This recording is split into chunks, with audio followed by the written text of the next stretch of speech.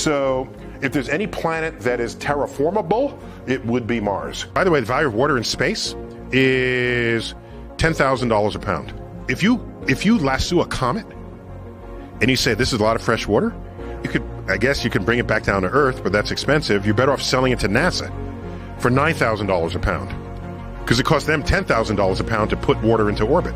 Go into the center of a black hole, it's a singularity. All the theories say the matter occupies zero volume, thereby having infinite density. And that's kind of weird. What? No, you can't have infinite. No, that's a limit of Einstein's theory. The Newton's laws of motion and gravity worked. They worked not only for galloping horses, it worked for the moon in orbit around the Earth, and the Earth in orbit around the sun, and Jupiter's moons in orbit around Jupiter. But wait a minute, it doesn't work for Mercury. Mercury's orbit is not following Newton's laws. Is there something wrong with the data?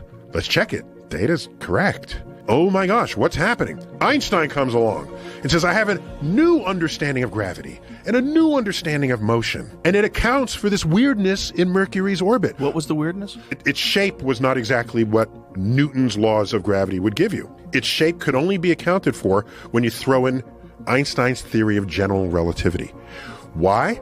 Because the sun's gravity is so monstrous and Mercury's orbiting close enough to it that it's being influenced by extra phenomenon going on in the universe that's the product of very high and significant gravity.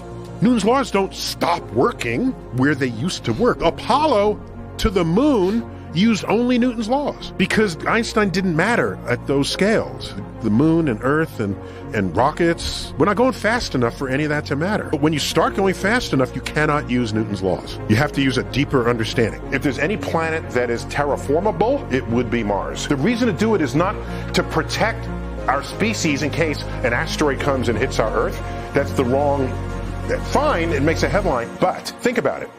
If you have the resources to terraform Mars and ship 1 billion people there, you have the resources to deflect an asteroid from Earth.